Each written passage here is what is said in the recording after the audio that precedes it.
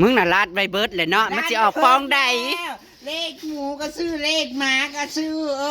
เลขไก่ก็ซื้อเลขห่านเลขควายเลขยาคู โอ้ยเล็กยาคู่ก็มีบ้าน เลขหน้าโคก นาคนำปฏิโท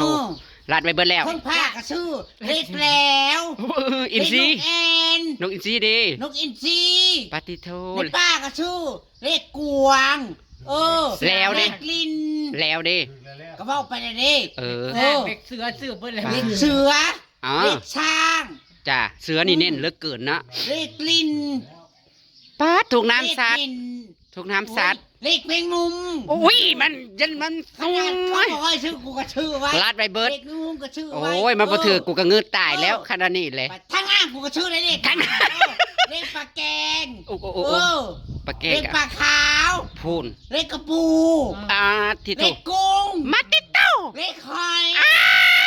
รักไปเบิดแล้วให้ มึง ออกโลด มึงจะออกบนออก เออ ออกเทิงออกลุมออก แม่ น้ำออกอากาศก็ออกถึกเบิดนะจ้า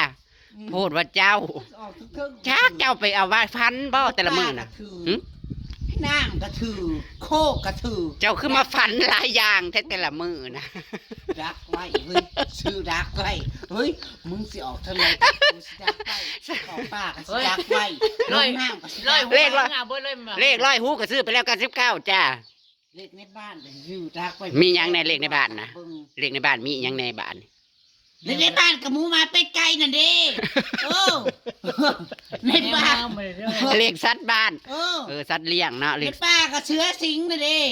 เลขสัตว์ป่า เสือสิง สัตว์เลื้อยคลานก็ซื้ออยู่บ่สัตว์เลื้อยคลานกะ ยันไม่ออก งูเงี้ยวเขียวงอเขียวคองูเหลือม ลืมเลยดิ แน่รัดไปทำไม ลืมชื่อเล็กงู นั่นแหละ งูเห่า แม่ออกเป็น งู ห้อ เห่ากับงูใหญ่งูเห่ากับงูใหญ่แต่ เลขนาคใหญ่เด้อ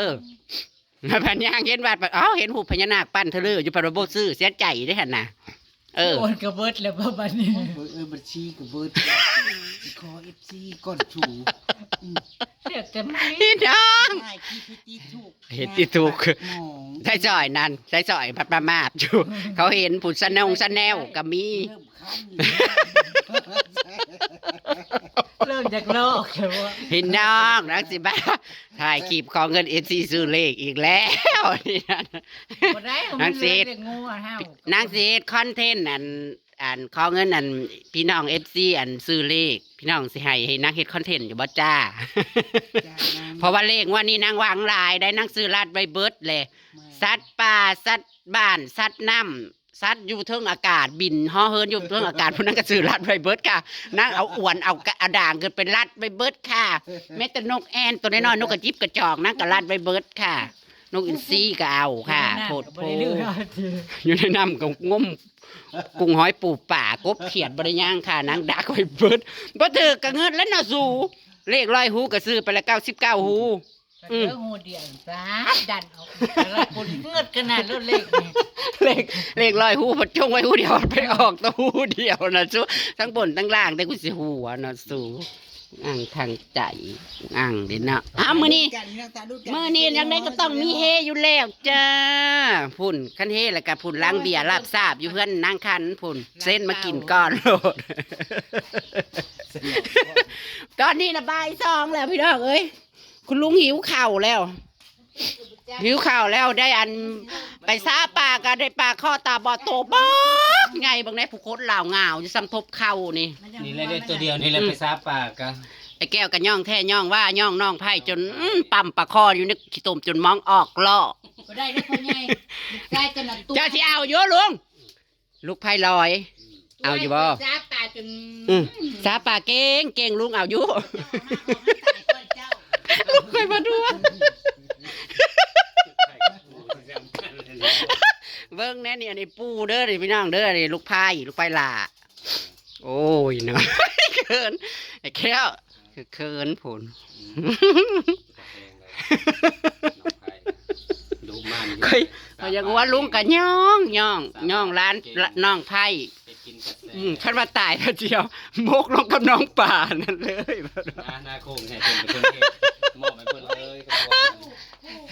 ปูค่ะปูเนี่ยปูสวนลูกไผ่ออกไปซาป่า ปูว่าป่าหลายๆไข่กับข้าวออกไปว่าซั่น ไปกับข้าว ได้ปลาคอตาบอดตัวหนึง โอ้ยได้ อืม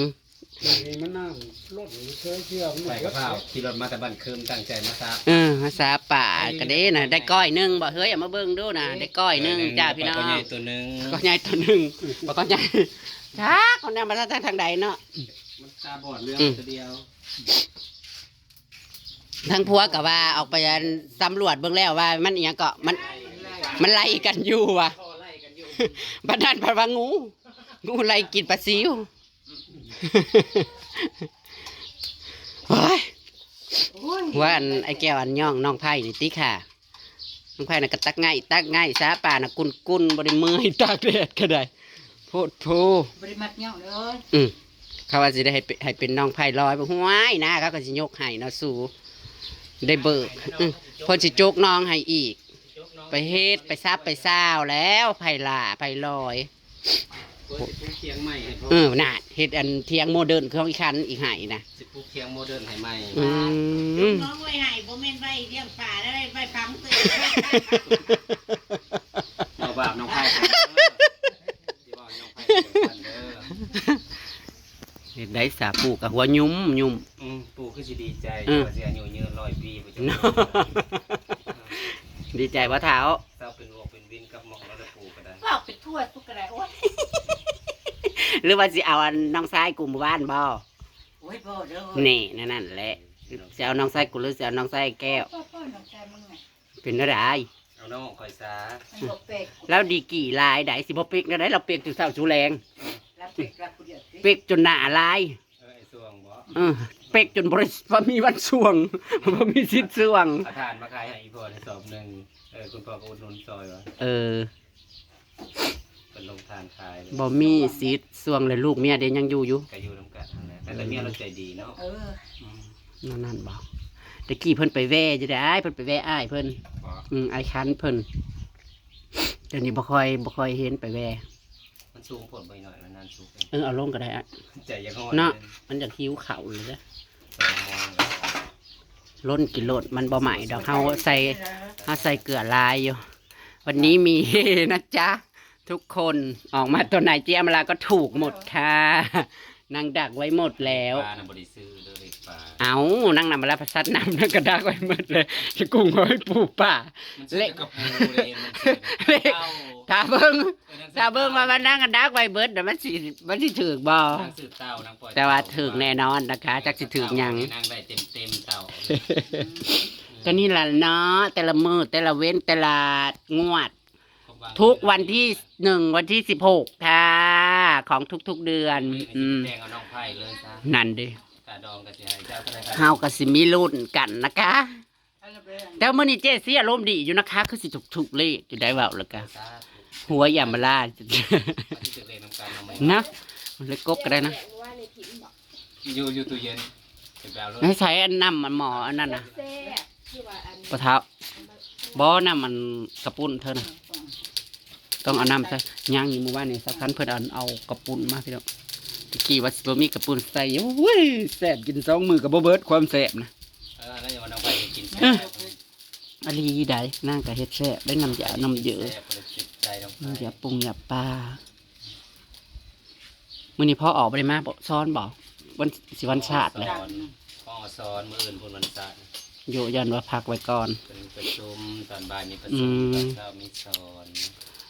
แล้วเจ้าหยุดชดเชยจังมื้ออีก มืออื่นกับมือสุดท้ายมือกับมือแล้ว อ๋อ นึกว่าหยุดชดเชยไปอีก มือจังมือปะ วันชาติแล้วดิ ไม่มาแล้วบอลลูนอ่ะ มือ มือฮือ ตอนเช้าก ระเทียเจนเวียนกิโลจักรปีหน้าเพิ่นก็ออกรถใหญ่จ้ะ โอ้ยจ้าพูดถึงเลขมือนี้แล้วก็สิออกมือแรงนี่เลย หรือว่าสิใหญ่ลงมาอยู่เมืองเฮาอยู่บ่มีแผนบ่มันยากบ่ยากง่าย กับผมบ่แน่ใจครับเบิ่งนะ อืม มันเป็นของการน้อยนะเขาเคยอยู่ของการสำนักงานใหญ่ อืม แล้ว อืม แต่ต้องมาศึกษาเบิ่งก่อนว่าจะอยู่ก่อนวิญญาณไปอยู่ของการใดแผนการนะแต่ก็สิเซ็นรับบ่แหละง่ายก็ยากอีกขั้นตอนหนึง แม่นบ่ ต้องได้ใส่เงินอีกบ่ เราเป็นเซ็นผ่านกระทรวงเซ็นผ่าน อ๋อ ราชการกับบริญญาแต่บริญญา คือว่าเนาะเฮาปัดอยู่พุ่นมาตั้งแต่เท่าได้ปีเลยเนาะ เขาเริ่มได้เรียนอยู่เขาเริ่ม ไปซัมว่าคันลงมาเมืองเฮาก็สิคือว่าซันเริ่มแบบกับเพื่อนร่วมงานใหม่ เริ่มเปิดโรงงานอยู่เขาก็คงจะหักแพงกันเบิดแล้วนะ เนาะกับบริการดับคันเว้าแล้วกันเนาะ70กว่าบ่มันขี่รถ มาประสองกัน70มาปีกะรวมแล้ว70กว่าลักเท่าไหร่ 85คันจาก85ลัก มันจะมีทางอย่างอื่นเที่ยวทางบ้านเจ้า ปาด เขาเห็นแล้วบ่แหละโครงการทางอย่างฮอดใจแล้ว แทกแล้วแทกอีกว่าเดือน12ถ้าเบิ่งนี่ถ้าเบิ่งเดือน12สากลนี่ มื้อนี้ก็12เลยเด้ที่1 สากลบ่ แล้วก็12วันที่1เดือน12เลย เนาะ เอานั่นบ่ เอา ก็จังว่านั่นแหละคือบ่ทันได้ว่าอีหยังซะเขาจังว่าเดือน12ปีใด ดีเซมเบอร์เลยได้เดี๋ยวนี้นะ อืม เดือนดีเลยนี่อ้าวเป็นปลาเผาเลยเด้อบาดนี้ เดือนนี้ขอให้เป็นเดือนที่ข้าพเจ้าถูกเลขด้วยเถิน ตามหน่อยตาม ตามโลด ป่าเริ่มอันนี้แหละไข่กันนั่นแหละ ตามโลดได้ปูหิวข้าวเลยได้ ลูกสะพ้ายร้อยก็จะแม่นว่าเฮ็ดกินข้าวเฮ็ดข้าวซ่าจนบ่ายสองปูเลยสิเป็นวินตายแล้วขนาดนี้เลย อย่ามาปิ้งให้ปูกินเด้อ อืม น้ำปูก็ได้ จะเป็นลูกไผ่ร้อยอีกแล้วบัดนี้สิบ่ได้มาคู่มือบ่ งัวก็สิให้เพิ่น อืม นาก็สิให้เพิ่น มาเลี้ยงปูได้เจ้า ให้เพิ่นเบิด มูลขอนโอ้ยสะอ่อนเด้เดี๋ยวเป็นไผ่ร้อยห้ามเลย เพื่อนก็เฮ็ดไว้ให้เพิ่นอยู่นั่นแหละ น่ะ เท่ามึงสิว่าได้จะเป็นบุญมีสิเป็นบุญมีฮียุ่ม ได้ๆน้อง อืม เขาบอกว่าแค่บุญแค่วัดงานเดียว จ้าเอื้อยจ้าโดยเจ้าโดยขอยก็ยอมคอยนี้เฮ็ดทุกวิธีทางก็ยังบ่ได้มูลมังน่ะก็บ่ได้ขะดองก็บ่ได้เจ้าก็ว่าสิกินดอกมอนี่ ยังบ่เหมาะดอกพุดเดนซี่นั่นแหละมันบ่พร้อมตะกี้แม่ย่าว่าอยากให้ผูกไว้ย่าเอาเงินมาย่า ลูกเนี่ยบ่พร้อมมันไปอยู่น้ำหมูหมันแล้วแซ่บ แต่มาเบิ่งไกล ๆเป็นนี่หรอกค่ะ ๆลาย เขาเฮ็ดกินแซ่บได้ลูกไผ่นี่นะปูนี่ก็แต่สิเจริญอาหารโดนแล้วนี่นะแก้วเอ้ยเจ้าบ่ต้องห่วงโลด กะสั้นหลาย หักเสียแต่อยากตื่นสวยในใดลูกไผ่ผัดลูกไผ่คนสวย ปูเพิ่นสิบ่ได้เอาน้ำเข้าไปสะอาดบ่แต่ละมือ ปูนึงข้าวให้กินบ่เนี่ย โอ้ยจะแม่นดี ปูหนึ่งข้าวให้กิน เออเนาะไอ้ลูกไผ่เฮ็ดกินให้ปูหนึ่งข้าววันนั้นนี่ ได้ก็ได้นะก็คนมาอยู่นำ อ้าวรถเท้ามาโลดปลาไปแต่แซ่บให้ปลาคอกระโตหมักโลงเอาไข่ออกเท้ามันพอดีเหนี้ยวเป็นยางกอกแล้ว เสือเก็บใหม่ๆจากสวน แต่ส่วนแน่นหน้านะแต่แซ่บ ไข่กับต้มใหม่ ไข่เป็ดเจดอกไม้ข้าวคอยนะกะเอาให้นะฟักจังมันสิออกขึ้นบนแล้ว15 หน่วย ผักบอก อืม คิดว่าเมื่อต้มกิน ต้มครึ่งหนึงแล้วก็ฟักครึ่งหนึงเป็ดก็ออกลูกสนั่นอยู่เดี๋ยวนี้นะบัดมันออกมาเนี่ยมันสิเลี้ยงบ่ไหว้นี่ มันจะเกาะไง ตะเข้าหน้ากินสักกระดอกกระเดียพุ่นก้อยปงก้อยป่าเฮาเรียบร้อยลูกไผ่ร้อยเพิ่นเฮ็ดให้ทั้งก้อยป่าทั้งตำมะคุงไปพี่น้องจะมากินน้ำกันแซ่บๆจ้าได้ตามคลิปหน้าทั้งช่องเจ๊อำลาตอกแล้วกันเด้อจ้า กินข้าวง่ายค่ะมื้อนี้ฝากท้องบ้านได้แก้วมื้อที่2อีกแล้วพี่น้องเอ้ยเนาะคันผู้บ่มีบุญบ่ได้กินผู้ง่างทางใจแล้วก็เฮาจะมาลุ้นหวยกันต่อนะจ้ามื้อนี้นะว่าเจ๊อำลาดักไว้ละ99ฮู้นี่สิถูกบ่หรือมันสิออกฮู้ที่100แล้วกันนะคะพอดีแล้วเป็นอย่างกอกแล้ว